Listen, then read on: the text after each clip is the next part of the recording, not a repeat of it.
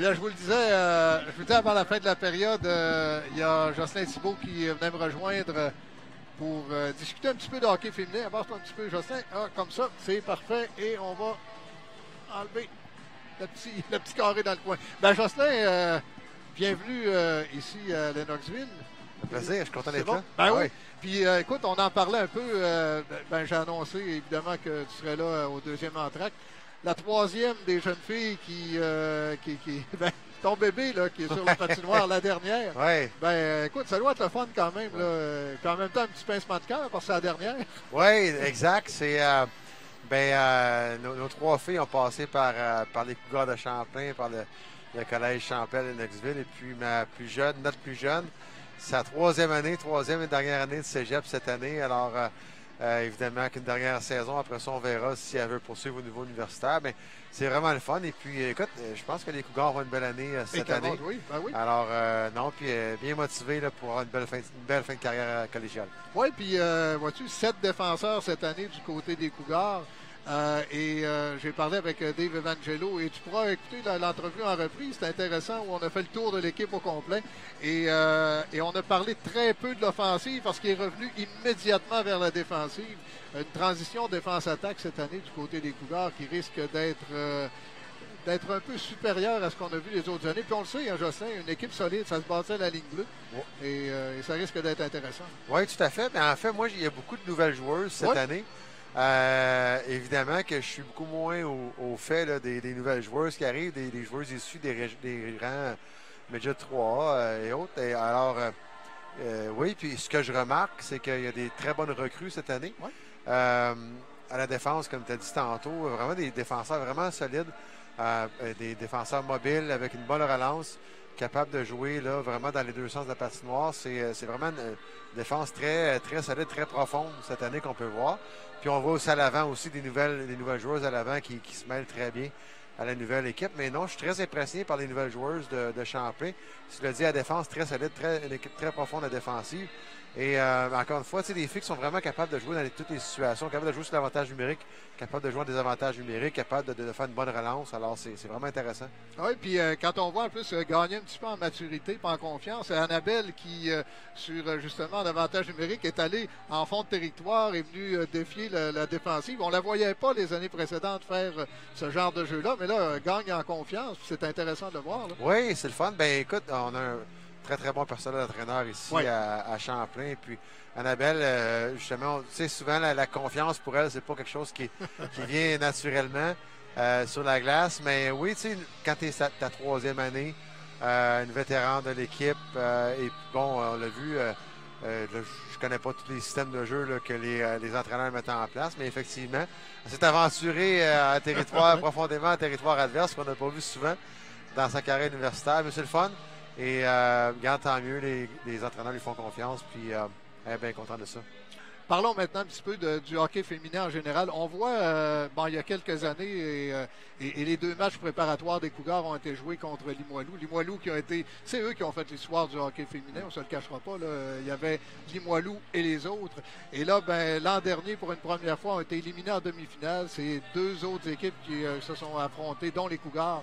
En finale, on a eu vraiment une très, très bonne finale collégiale. Là. Et on voit maintenant 4 ou 5 équipes qui a une certaine parité du hockey féminin qui est de très haut niveau, qui s'est développé énormément depuis les 4-5 dernières années. Et ça commence à la base avec un travail qui est fait avec les jeunes. Puis, tu es du côté de Hockey Québec maintenant. Oui. Il y a un bon travail à faire de ce côté-là. Puis c'est encourageant ce qui est en train de se passer. Oui, tout à fait. Tu l'as dit, je pense qu'au niveau collégial, le cégep de Limoilou est un peu un cégep pionnier là, au niveau du hockey collégial féminin.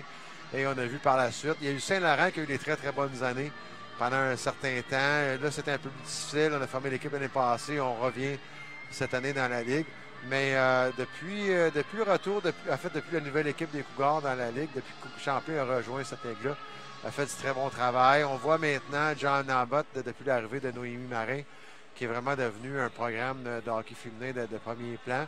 On voit avec Edouard Montpetit, avec d'autres équipes, André Laurando. Il y a comme un genre de Big Three, Big Four. Oui. Et puis après ça, on voit des équipes justement en progression comme Antoine Petit, André Laurando, puis Dawson. Mais ce qu'il faut continuer à bâtir, Rémi, c'est vraiment la relève, la base, parce que on le voit, on aimerait encore avoir plus de parité, je pense, au niveau collégial. Il y a des bonnes équipes et des très bonnes joueuses, mais évidemment qu'il y a du D1 maintenant, du D2.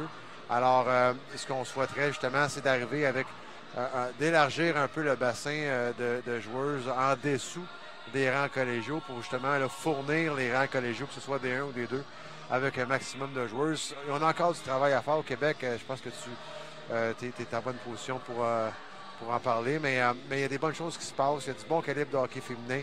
Alors, puis c'est le fun parce qu'il y a du D1, puis maintenant il y a du D2. Donc, pour les joueurs qui ne sont pas en mesure de jouer en D1, ou des fois, il y a des joueuses qui ne veulent tout simplement pas s'expatrier dans une autre région, qui ont une équipe D2 qui sont près d'elles, vont jouer D2. Alors, il ne faut pas lâcher le développement du hockey féminin. Et puis, c'est le fun d'avoir justement des programmes, là, amener le hockey féminin vers le haut. Oui, puis peut-être aussi, et on en parle beaucoup, on en parle du côté masculin, on en parle beaucoup du hockey féminin, ramener avec les jeunes le plaisir de jouer. Et il est vrai que là, on voit que pour les jeunes joueuses qui peuvent avoir le goût de faire de la compétition, ben ça se peut. Et ici, ben en plus, il y a du hockey universitaire, ce qu'on aimerait voir du côté masculin, évidemment. Mais il y a cette ligne-là qui est possible dans le hockey féminin. Mais l'autre chose qui est intéressante, c'est qu'on peut jouer toute notre vie au hockey. Ouais. Ce qui veut dire qu'avoir une base qui est très, très large, aller jouer pour s'amuser, et par la suite, ben, si à l'intérieur de celles qui s'amusent, ben, qu'il y en a quelques-unes qui décident de compétitionner, ben, on le voit, ça se peut, puis ça peut être le fun. Oui, tout à fait. Puis tu l'as mentionné tantôt, le fait qu'il y ait une équipe supplémentaire dans le réseau universitaire à Bishop, ça ouvre encore plus de portes. Mais effectivement, ce qu'il faut faire, encore une fois, c'est d'élargir, vraiment d'avoir plus de joueuses au Québec, d'élargir le bassin de joueuses. Et puis, plus qu'on a de joueuses, bien, moins que les gens vont voyager, plus que les distances vont être courtes pour aller jouer des matchs. Alors, plus qu'on va être capable, justement, de faire des équipes avec des calibres un peu plus homogènes. Il y a tellement de bonnes choses qui pourraient arriver si on pouvait avoir encore plus de joueuses qui jouent au hockey. Puis, un élément important, en tout cas, moi, quand j'ai été impliqué dans le hockey féminin, j'ai toujours souhaité que les filles qui jouent au hockey à leur retraite, on va le dire comme ça, mais s'impliquent dans le développement du hockey féminin parce qu'on a besoin justement des filles dans la vingtaine, par exemple, ou des filles justement qui font leurs études universitaires, qui ont arrêté le hockey, par exemple, de s'impliquer dans le coaching. On l'a vu, on le voit à chaque année, il y a des filles soit qui jouent universitaire ou qui viennent de finir leur carrière collégiale. Bien, ils s'impliquent dans le coaching, que ce soit dans l'M13, dans l'M15, dans l'M18. Alors, je pense que ça fait partie aussi du développement du hockey féminin. Il faut que, idéalement, il faudrait que les anciennes et même certaines joueuses actives en fin de carrière redonnent un peu à leur sport, puis viennent redonner le plaisir, repartager le plaisir aux plus jeunes qui ont eu dans le hockey féminin. Oui, puis on voit également certains projets où on prend des joueuses et des joueurs un peu plus vieux qui viennent chatouiller ou s'initier à l'arbitrage. Oui. Et s'embarquent sur la patinoire pour aller arbitrer des matchs avec les plus jeunes. Puis ça aussi, c'est une façon de voir le hockey différemment, puis de s'impliquer justement et de redonner au suivant. Absolument. Puis on a fait des beaux projets pilotes dans les dernières années. L'année passée, on a eu quelques beaux projets pilotes qui ont fonctionné. Il y en a, on les répète cette année, même qu'on a encore 4-5 projets justement qui s'en viennent cette année où on a des jeunes arbitres qu'on fait essayer. Je ne vais pas dire la profession d'arbitre, mais la position d'arbitre avec du mentorat puis avec des accompagnateurs sur la glace. Alors, oui, c'est ta raison. Il faut intéresser nos joueurs, nos joueurs actuels à l'arbitrage, mais aussi certains anciens, parce qu'on le voit dans l'arbitrage. Les gens qui ont... on invite tout le monde à s'inscrire et à être officiel, c'est certain, mais on voit les joueurs, les joueuses qui ont joué au hockey pendant un certain nombre d'années, ils ont une compréhension du jeu qui est quand même intéressante. Alors, ils peuvent amener beaucoup de positifs justement à la position d'arbitre officiel. Moi, je me souviens que quand j'étais plus jeune, j'ai joué avec un joueur qui était reconnu pour être un petit peu... Limite. Oui, limite. On va le dire comme on va ça. pas dire coucou, mais... Sébastien, en tout cas. Et il est devenu arbitre. Ouais. Il était bon. Ouais. Il savait où regarder sur le patinoire parce que les mauvais coups, il les avait donnés. Ben, oui, en fait, c'est une bonne idée. Mais ce qui arrive, c'est aussi les joueurs, les anciens joueurs, ils ont une compréhension du jeu. Ouais. Ils savent ce qui s'en vient. Ils savent contrôler un match, je vais le dire comme ça. Quand tu sens que tu es sur le bord d'échapper le match, quand tu sens que les émotions, là, si telle équipe marque un prochain but, tu sais que peut-être ça pourrait dégénérer. Ben, quand tu as joué la game, quand tu as eu une carrière de joueur, ou quand tu connais la game, comme on dit, la bonne vieille expression, ben, tu peux voir les coups venir un peu. Alors, c'est jamais mauvais. Non, puis l'autre chose que ça peut amener également, Jocelyn, parce qu'on voit des fois des comportements dans les amphithéâtres, dans les arénas en particulier, qu'on n'accepte pas ailleurs en société. Et il faut absolument, il faut que ça change. Et le fait peut-être d'amener des joueurs, et peut-être faudrait les amener de façon obligatoire à faire un match ou deux pour aller sur la patinoire. On ne te donnera même pas de sifflette, là. Fais juste essayer de t'enlever de les jambes. Puis pour voir à quel point c'est difficile et juste de laisser progresser le jeu sans être dans les jambes, là. Juste ça, sans même voir le jeu et porter un jugement, c'est déjà très difficile. J'ai déjà arbitré des matchs là, intra-équipe d'hockey féminin. Puis oui, à l'époque, là, puis c'est pas facile. Non, c'est pas facile. J'avais aucune pression.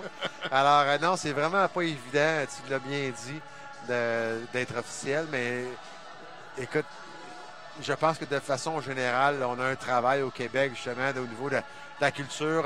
Je sens une amélioration. Pour vrai, je sens une amélioration. On voit d'ailleurs dans le hockey collégial, ouais. c'est autant chez les hommes où ça joue quand même assez dur, mais ouais. On a une clientèle qui est très disciplinée. Là. Bien, je pense que de plus en plus, il y a plus ou moins 5-6 000 matchs de hockey mineur qui se jouent à chaque fin de semaine au Québec. Fait est-ce que c'est possible qu'il arrive des incidents malheureux à travers ces milliers de matchs-là? Oui, c'est possible. Mais je pense qu'on voit une amélioration. On en a parlé beaucoup depuis un an ou deux.